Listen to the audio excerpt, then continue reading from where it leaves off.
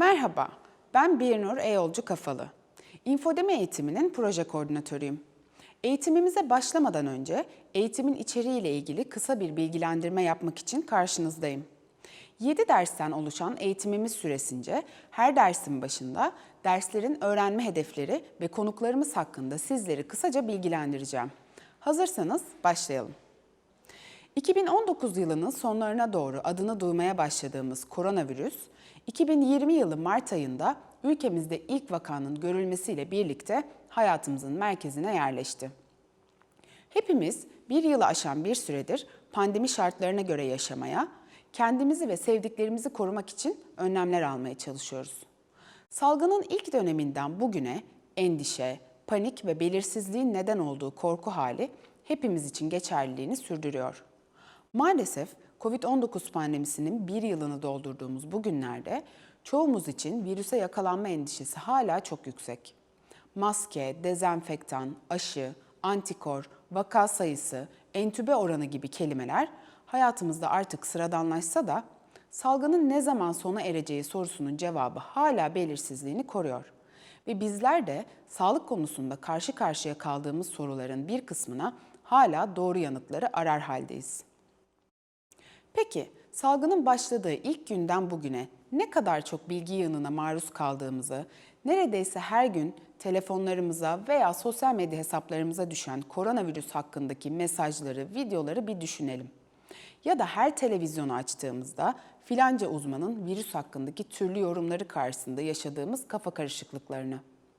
Virüsten korunma yolları, tedavi yöntemleri, aşı çalışmaları derken yaşanan her gelişmede ortaya çıkan belirsizlik ve kaos hali sizce de daha fazla artmıyor mu? Bizler koronavirüs salgınında virüsün kendisi yetmezmiş gibi bir de hızla yayılan yanlış bilgi salgınıyla karşı karşıya kaldık.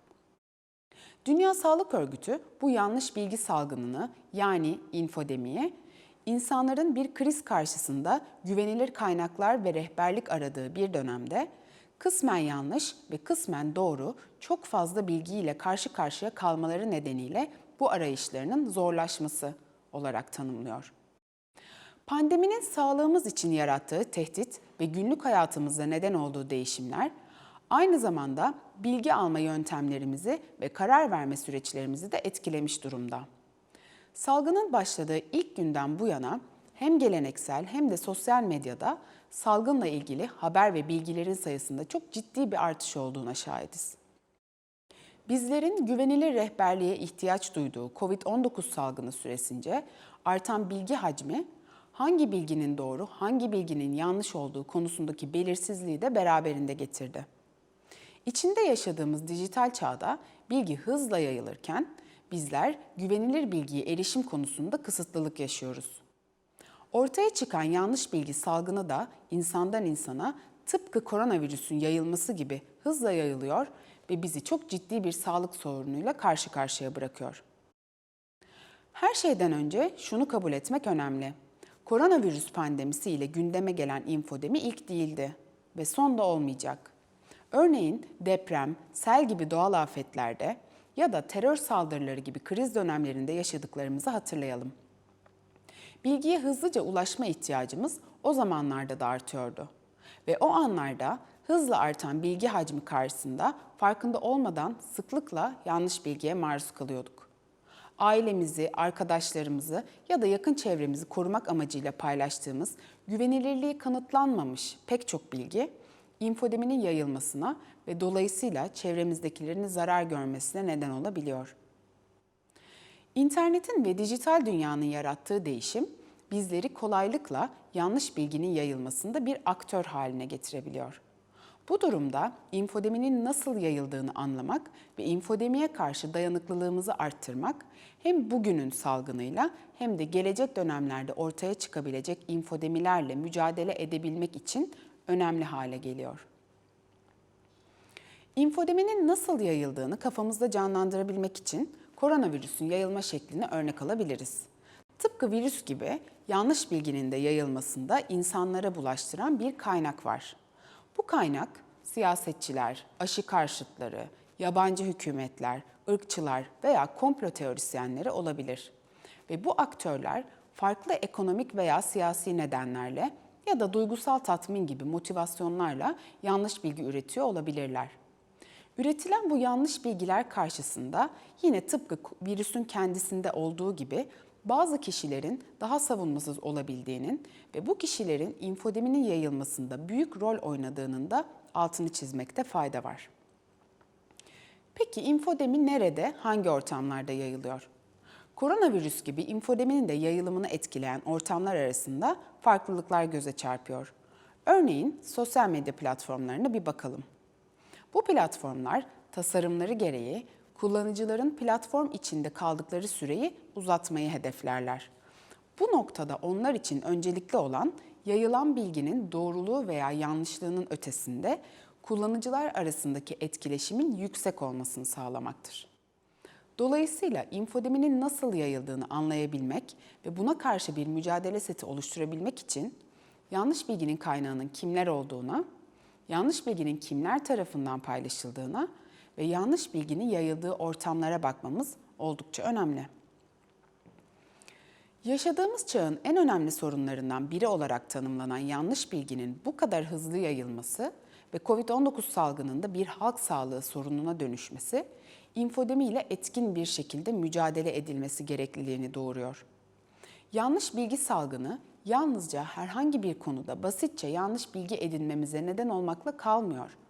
Aynı zamanda COVID-19 vakasında olduğu gibi salgına karşı hangi önlemleri alacağımız konusunda yanlış kararlar almamıza da yol açabiliyor. Tıpkı salgının ilk dönemlerinde yayılan alkol tüketiminin COVID-19'a karşı koruyuculuk sağladığı gibi yanlış bilgilerin ölümlere neden olması gibi. Bu tip yanlış bilgiler sağlığımıza yönelik çok ciddi tehdit oluşturuyor. İnfodemi nedeniyle oluşan bu riskli durum ile baş edebilmemiz için sorunu anlamanın ve mücadele yöntemleri geliştirmenin önemli olduğunu düşünüyoruz. İnfodeminin nasıl yayıldığını ve infodemiye karşı ne gibi önlemler alınabileceğini derinlemesine ele alacağımız bu infodemi eğitiminde, koronavirüs döneminde ve gelecek krizlerde ortaya çıkabilecek infodemilere karşı birlikte güçlenmek ve dayanıklılığımızı arttırmak birincil önceliğimiz. İnfodemi eğitimiyle öncelikle yanlış bilgi konusunda farkındalık oluşturmayı ve katılımcıların doğrulama becerileri geliştirmelerine katkı sağlamayı amaçlıyoruz. İnfodemiye farklı pencerelerden bakmamızı sağlayacak çeşitli derslerden oluşan bu eğitimde her ders için konuyla ilgili okumalar, eğitim videoları, ek videolar, sınavlar ve oyunlardan da faydalanarak genelde yanlış bilgiyle, özelde ise koronavirüs salgınında oluşan infodemi ile mücadele edebilmek için katılımcılarımızın kapasitelerini arttırmayı hedefliyoruz.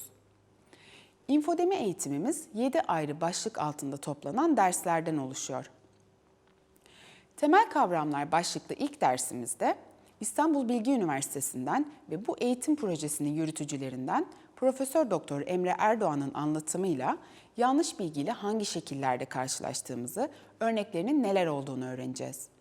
İnfodemiyi anlamak ve detaylı bir şekilde tartışabilmek için öncelikle yanlış bilginin ne olduğuna ve hangi formlarda yanlış bilgiyle karşı karşıya kaldığımıza bakmamız önemli görünüyor.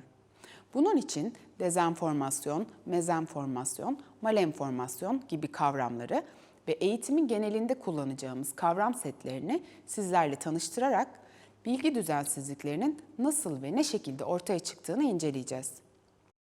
Bu bölümde aynı zamanda bizleri yanlış bilgiye inanmaya ve paylaşmaya iten psikolojik nedenleri tartışmaya açacağız ve gelecekte karşılaşacağımız bilgiler karşısında şüphe kasımızı nasıl harekete geçirebileceğimizi bulmanın yollarını arayacağız. Günümüz bilgi ekosistemine yakından bakacağımız ikinci dersimizde Profesör Doktor Emre Erdoğan bizlere kısaca medya sisteminin yapısından, dijitalleşmenin infodeminin yayılmasına etkilerinden, sosyal medya algoritmalarından bahsedecek. Ayrıca bu dersimizde 2 konuğumuz olacak. İlk olarak İstanbul Bilgi Üniversitesi'nden doçent doktor Erkan Saka ile dijital medyadaki bilgi üretimi ve tüketiminde yaşanan değişimi, yanlış bilginin yayılımı ile ilişkisi üzerinden konuşacağız. Diğer konuğumuz ise Medya Ombudsmanı ve Türk Tabipleri Birliği COVID-19 İzleme Kurulu üyesi Faruk Bildirici olacak. Kendisiyle özellikle geleneksel medya üzerinden infodeminin yayılımını konuşacağız Medyanın sağlık haberleri konusundaki yaklaşımına yakından bakacağız. Böylelikle bu derste yanlış bilginin yayılımına zemin oluşturan teknolojik yapıları inceleyecek, dijital ve geleneksel medyanın mevcut yapısını mercek altına alarak infodemiden nasıl korunabileceğimize dair farkındalık kazanacağız. Üçüncü dersimizde ise sosyal ve siyasal iklimin yanlış bilginin yayılımına etkilerini tartışacağız. İstanbul Bilgi Üniversitesi'nden ve bu eğitim projesinin yürütücülerinden Profesör Doktor Pınar Uyan Semerci'nin anlatımıyla her birimizin farklı tecrübelerle ancak benzer kaygı ve endişelerle yaşadığımız bu salgını içinde bulunduğumuz kutuplaşan dünyada nasıl deneyimliyoruz ve bu siyasal ve sosyal ortamda yanlış bilginin yayılımını hangi kavramsal çerçevede tartışıyoruz sorularına yanıt arayacağız.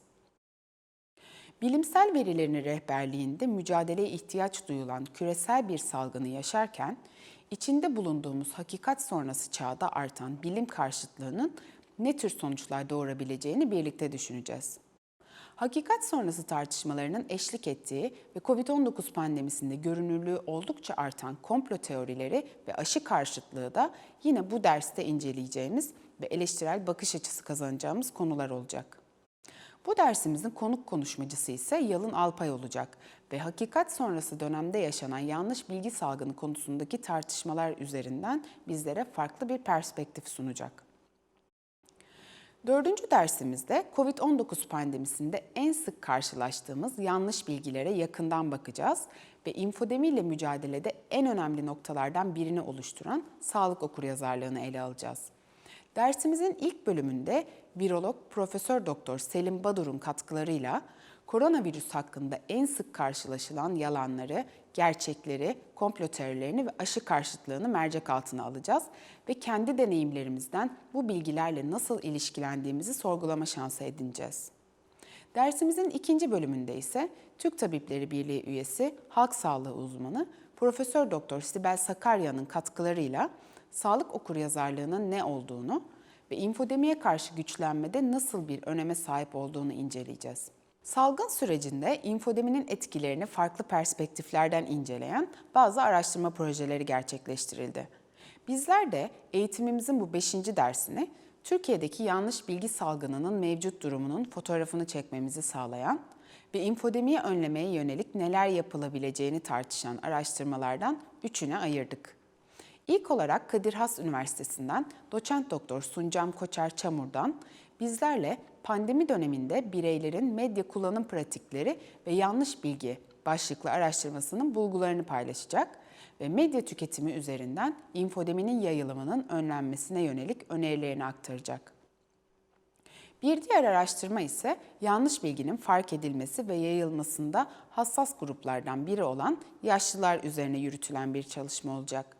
Bu araştırmada konuklarımız Hacettepe Üniversitesi'nden Profesör Doktor Mutlu Binark ve Akdeniz Üniversitesi'nden Doçent Doktor Özgür Arun ile COVID-19 sürecinde yaşlıların enformasyon arayışı ve enformasyon değerlendirmesi başlıklı araştırma bulgularını ve çözüm önerilerini konuşacağız. Son olarak İstanbul Bilgi Üniversitesi'nden Profesör Doktor Emre Erdoğan'ın yürütücüsü olduğu infodemi ile etkin mücadele için bireylerin yanlış bilgi karşısındaki tutumlarının ve bu tutumların belirleyicilerinin araştırılması COVID-19 örneği başlıklı araştırmaları kapsamında infodemi ile mücadeleye yönelik politika önerilerini tartışma fırsatı bulacağız. 6. dersimizde yanlış bilgiyle mücadelede en önemli silahlardan biri olan doğruluk kontrolü yani fact-checking konusuna odaklanacağız.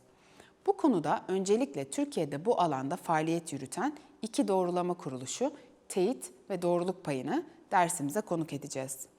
Teyit'ten Nilgün Yılmaz ile COVID-19 tecrübesi üzerinden yanlış bilgiyle mücadelede atılan adımları ve yürüttükleri çalışmaları konuşacağız. Doğruluk Payı'ndan konuğumuz ise Koray Kaplıcı olacak ve kendisiyle doğrulama yaparken kullandıkları araçları ve kriz dönemlerinde artan bilgi hacmi karşısında yanlış bilgiyi fark etmenin yollarını konuşacağız. Doğrulama kuruluşlarından öğrendiklerimizin yanında yanlış bilgiyi nasıl fark edebileceğimiz ve bireysel olarak doğrulama yapmak için hangi yöntemleri kullanabileceğimiz konusunda ise infodemi eğitimi proje ekibimizden Şaban Çaytaş bize önerilerini ve katkılarını sunacak. Son olarak 7. dersimizde ulusal ve uluslararası kuruluşların infodemiyle nasıl mücadele ettiklerini ve kurumsal düzeyde ne tür çalışmalar yürütüldüğünü öğreneceğiz. Araştırmalar bize pandemi döneminde ortaya çıkan infodeminin yayılmasıyla kurumlara güven arasında oldukça güçlü bir ilişki olduğunu göstermekte. Dolayısıyla bireylerin rehberliğe ihtiyaç duyduğu ve bilgi hacminin arttığı bu dönemlerde özellikle de sağlık alanındaki otoritelerin yanlış bilgiyi önleme çabaları önemli hale gelmekte. Eğitimimizde COVID-19 salgınının yönetiminde önemli görev ve sorumluluğu olan uluslararası ve yerel kuruluşlara yer verdik. Sağlık Bakanlığı Bilim Kurulu, Türk Tabipleri Birliği, UNESCO ve Dünya Sağlık Örgütü'nden konuklarımız, bu kurumların infodemiye karşı yaklaşımlarını, aldıkları önlemleri ve dikkat çektikleri noktaları bizlerle paylaştılar. Yanlış bilgi salgını olarak tanımlanan infodemiye karşı bireysel düzeyde önlem alabilmeyi ve güçlenmeyi amaçlayan bu eğitim aracımız ile hem koronavirüs salgını döneminde yanlış bilgiyle mücadele edebilmeyi hem de gelecek dönemlerde ortaya çıkabilecek krizlere karşı dayanıklılığımızı arttırmayı amaçlıyoruz. Yanlış bilginin nasıl yayıldığını ve ne tür etkilerinin olduğunu fark etmenin, karşılaştığımız bilgilere şüpheyle yaklaşmanın ve bir yöntem olarak doğrulama pratikleri geliştirmenin önemli olduğunu düşünüyoruz. Bu kapsamda hazırlanan bu çevrim içi eğitimimizin bir kamu sağlığı sorununa dönüşen ve koronavirüsle mücadeleyi zorlaştıran infodemiye karşı daha dayanıklı olmamıza katkı sağlayacağını umuyoruz.